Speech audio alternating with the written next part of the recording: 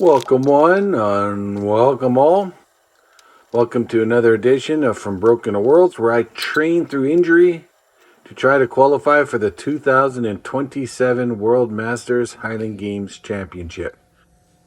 This is not my regular dog here. This is Ernie. It's my dog's best friend. And he spent the day with us because we were dog sitting him. So I said that I would be back to regular scheduled programming today, and I did not go to regular scheduled programming. So my back didn't feel like I should do the athletic maneuver. So for those that follow my channel, I've been doing a French contrast method, and I just didn't feel comfortable doing the athletic explosive movements, so I did more the sort of old school kind of workout today. These two warm-ups were my most unorthodox lifts today. Otherwise, you'll see everything was just real basic old school lifts. Kind of like when you're sick and you want some soul food. When I'm injured, I go back to the basics.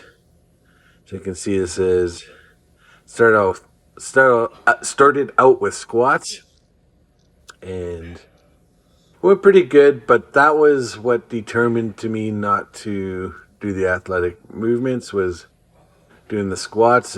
My back was feeling it. Particularly this point where I unrack and stand up straight with it. That's when my back felt it the most. Doing the actual squats, it felt, I still felt it, but it felt better. But it was the unracking and standing up with it that probably was the most uncomfortable. Also, my right knee was acting a little uncomfortable as well. I honestly think that's just because going through the full range of motion under load like this, I don't think my knee is used to it at the moment, because I have been doing sort of back rehab stuff and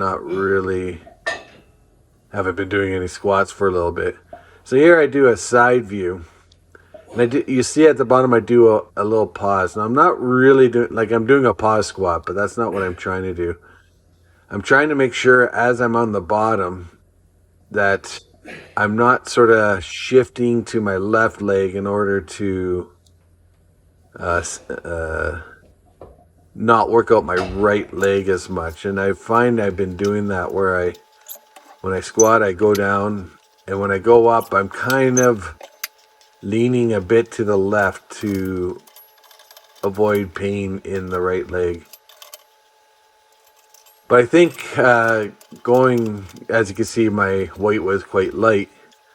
Going through the full range of motion will actually have better long-term impact on my knee health. So I think doing that little pause to make sure that I'm feeling like I'm equalizing the pressure on my feet before I go back up is kind of something, at least for the short term, that I'm going to incorporate going forward. One thing I did want to talk about, though, is that because of my knee and back issues, the lower body work has been scaled back a bit. But some people might run the risk of lowering everything. And so I guess what I wanted to talk about was that don't let injuries limit your exercise and how much you're doing on all lifts. Like some lifts it has to, because You don't want to injure it more, or you're not even able to do it. But on the lift side, you're able to still lift heavy. So this is 225, not super heavy, but on the lift side, you're able to do heavy. Don't lessen the load because my back and my leg or knees are hurting.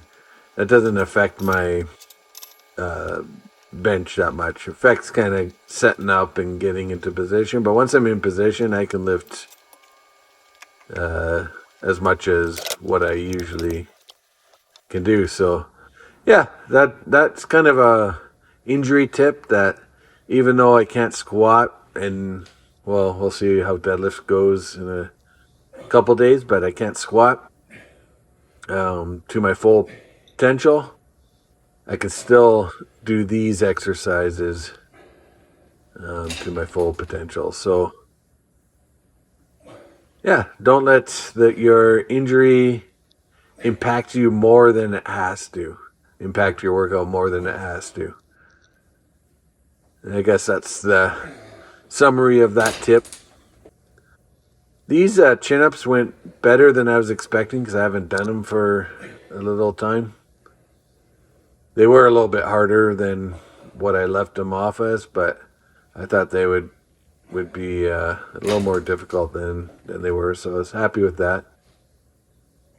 Here's some old school bicep curls. Started with 45 pounds and moved to 50 on my second set. Haven't done these in a little bit.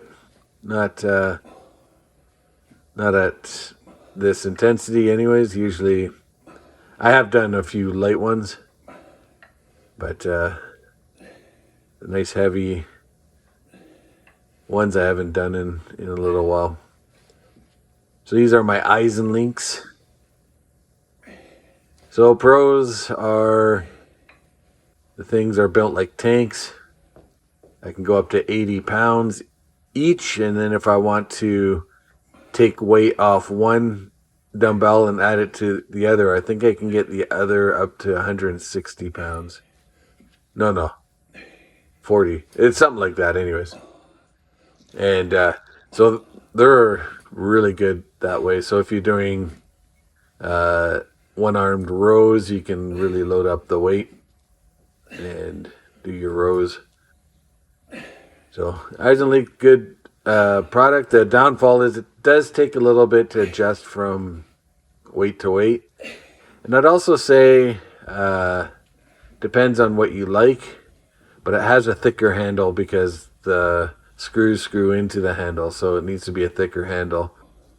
So personally, that's a good thing for me, working out my forearms a little bit while doing my regular exercises is a good thing, but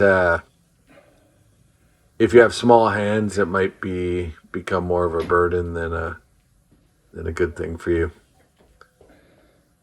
And good old, like I said, I'm doing pretty traditional basic exercise. Good old tricep push downs. And cable tower is a great addition to a home gym.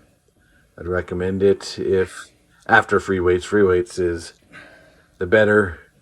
But after that, if you have the money to get some, there's Summer and Ernie, get a cable tower. Bells of Steel is a good offering, but there's other ones as well. And get some cable work in. Nice easy setup. You don't have to mess around too much. All right, well, this is getting to, I think this is my last set. By this, how fast I'm going. Yes, I think that's the last set. All right, everyone. Hope you have a good day. Check out the dance moves. Oh, yeah. All right, guys. See ya.